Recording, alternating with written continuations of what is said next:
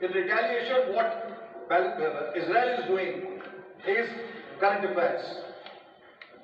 It reminds me of what Winston Churchill once said, that people who do not learn from history, they are condemned to repeat it.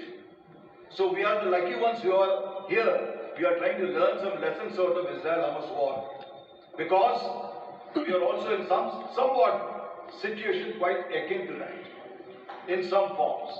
Whether the terrorism has really moved to such a level, or whether terrorists are ruling a particular nation, that's not a point. Anyhow, Israel has come down very heavily, and before I go on to this, as far as Israel is concerned, right now you all are aware of it. They have said that we will literally raze entire Palestine to the ground. They have time and again said that we will finish Hamas. The point of difference as far as a historian or analysis is concerned, it's very difficult to kill an ideology. It's very easy to kill people. It's very easy to get rid of terrorists. It's very easy to get rid of leaders who are leading this particular war against Israel. But ideology remains, because it will come later. One of the reasons of this ideology I'm talking about is, irrespective of the fact that these people belong to Sunni, you also had Hezbollah, which is a Shia group. So when it comes to ideology or theological alliances which take place there, people get together. Right. Now this particular attack which has taken place, the world has totally shaken up. Because till then, there was a very nice ruse which was done by the Hamas. People were working like servants, laborers, going on a daily wages basis across into Israel. The world was also trying to explain to Israel, look here, Palestine is trying to be peaceful, it is trying to live and coexist with you. So the ruse was very well laid out, and Israel fell for it. But then the world suddenly realized that what they were thinking is different, and what exactly happened is totally different. Right.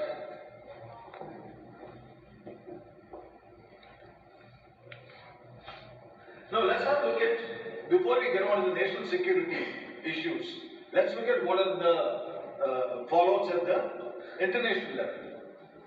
First and foremost is the United Nations, which is supposed to be the boss of all the countries in peace, and it's supposed to have some order and discipline in the entire world. It itself finds in a very funny situation that it wants to ensure ceasefire, it wants to impose certain restrictions on Israel, but right now it's not in a position to do so.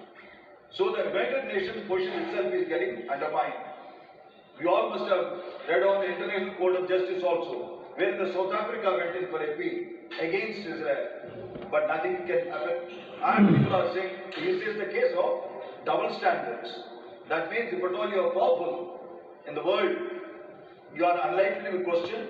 Even if you are questioned, you are unlikely to be really pushed to a particular situation.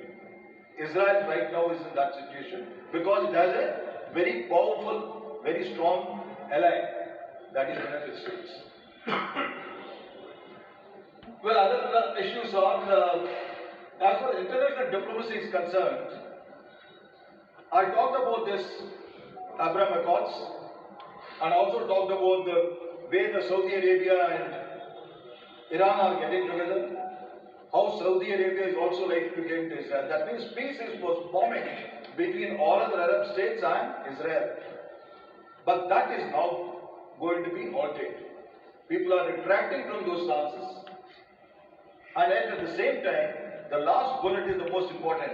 In this situation, this is an opportunity for Iran, possibly to emerge as a bigger leader, which is not to the liking of Israel.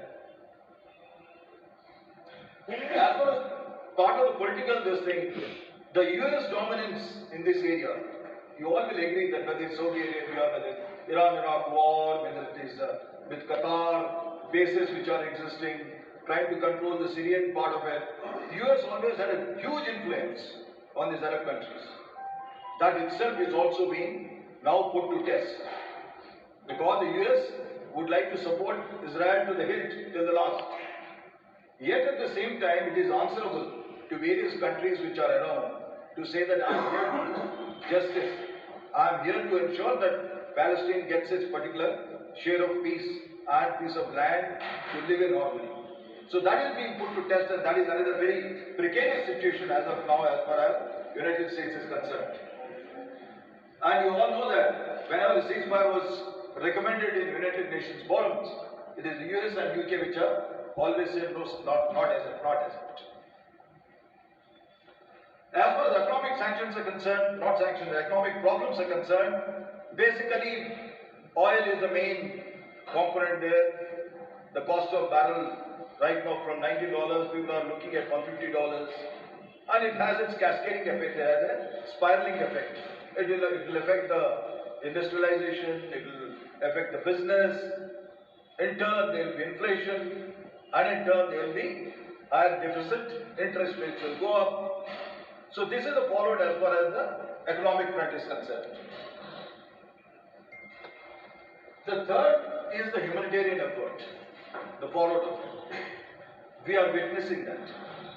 You all must have seen very recently when a convoy had gone into Gaza Strip from Egypt, how the people really fell on it, and there was some firing incident which took place wherein certain people have got killed. For that matter, personally I feel that itself was a very wrong step to start with, to send a convoy without adequate protection and means of distribution. Our Indian armed forces that way are very well trained on these operations of helping out. So possibly one could have thought of these airdrops initially, because airdrops do not bring the people together. Thereafter, once it is settled down to some extent, we shall have got it. But I suppose the humanitarian effort which is going to be involved in bringing these people back to their houses. For the matter, when you look at Gaza, some of the photographs which are appearing, it is literally razed to ground, except some places like Rafah, where there is some semblance of orderliness in terms of buildings and other things which exist. Gaza has gone to absolutely razed to the ground. There is a huge amount of cost involved if at all one was to rebuild it. And that money is going to come from the world over, because you want to rebuild, that is all the humanitarian fallout on the entire world.